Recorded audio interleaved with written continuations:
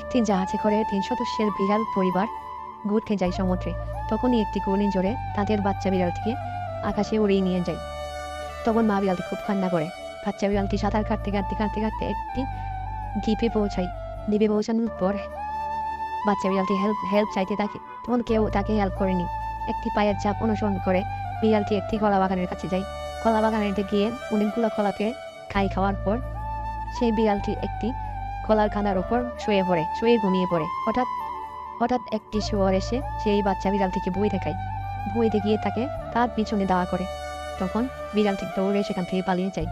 দৌড়াতে সেই শুয়োরটি আর তার পিছু ছাড়ে না।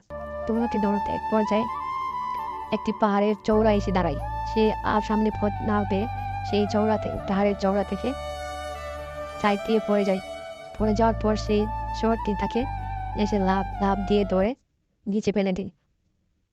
তখন সেই বিড়ালটি নিচে পড়ে যায়। তারপর সেই